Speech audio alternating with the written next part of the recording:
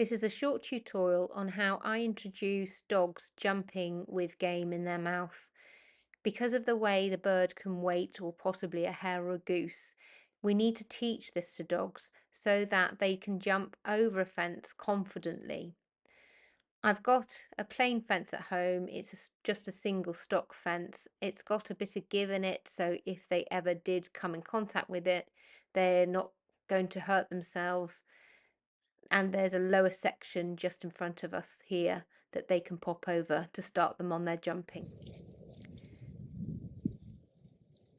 You can see in this video I've chosen a bit of fencing that has got some dead grass that's grown up over it.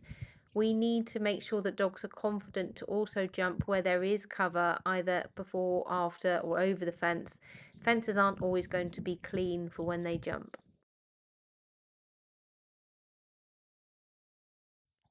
So I'm starting with the lower fence, and I'm just using a half-pound dummy.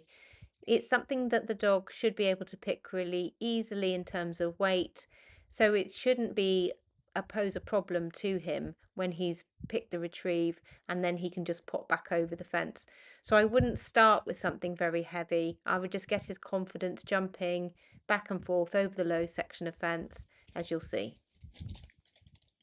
Now you'll see I do the same thing, but with the dummy going over the higher section of fence, which he clears really well on the outrun, which isn't my main concern. It's how he now manages himself coming back over, which he does well.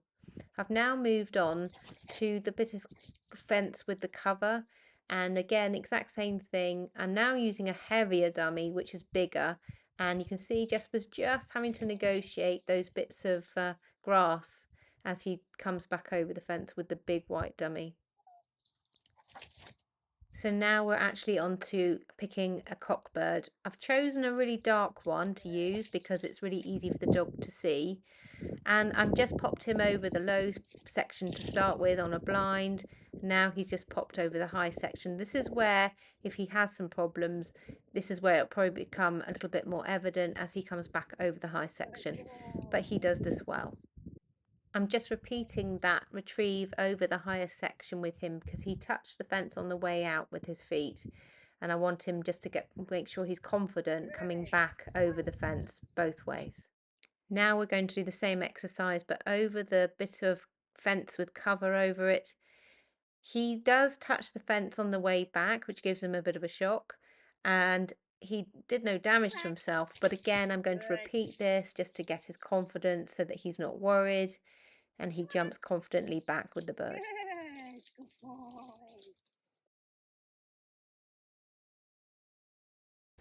Now I'm repeating the same exercise with Herschel, my youngest dog. He's happy to jump these fences. He's done it many times at home, but I'm doing the same exercise as I did with Jesper. I'm running through different weights and sizes of dummies at different parts of the fence, so somewhere it's high, somewhere it's lower, so that he again doesn't feel unbalanced when he's jumping back with something that's quite a load in his mouth. We've had a couple of problems in this section of fencing, so I'm now actually lining him to make sure he jumps in the correct place.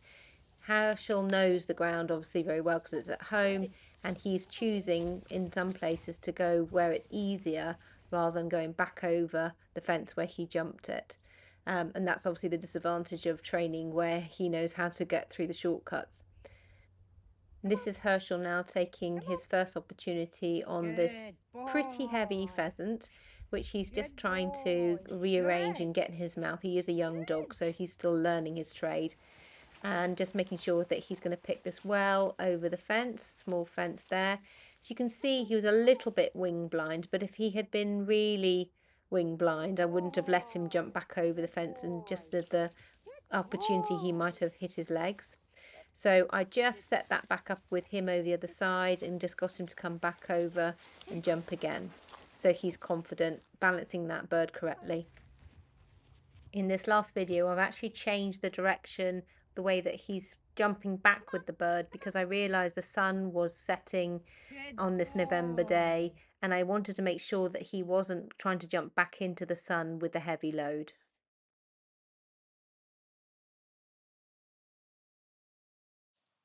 Last up, we've got Howard. He's a fairly confident jumper, but I still need to go back through the basics with him. So just starting him on straightforward mark over the fence.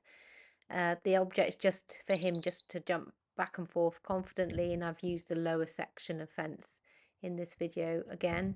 So once he's picked his dummy, just checking he's okay jumping, which he is, and a nice delivery. Then I just move on to using another part of the fence, so just the higher section. This bit's got the weed in front of it and the grass.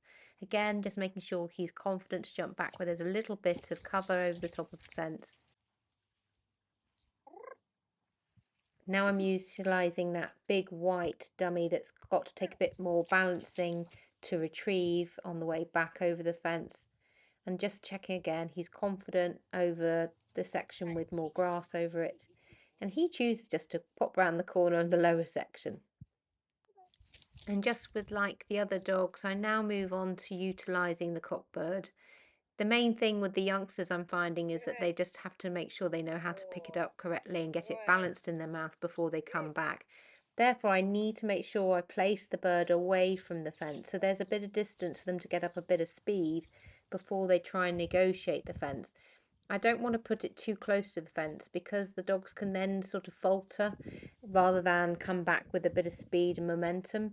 So just placing it away from the fence like I am now for another retrieve is key to making sure they feel like they've got enough, generate enough speed to get back over safely. So that's just something to bear in mind when you're doing this with your dogs over any fences, just to make sure you've given them room to get that acceleration.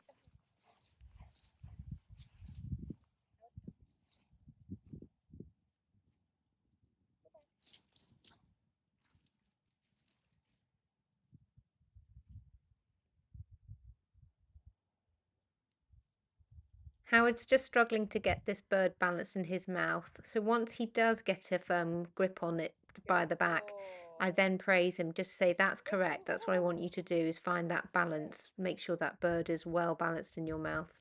And I just practice this again with him to make sure he can really pick it cleanly, and then he has a nice safe return back over the fence. And lastly, we're just going to check over the high piece where there's more cover, that he's happy to gather the bird safely and pop back over where it's not as clear as the other part of the fence line. Good boy. Good lad.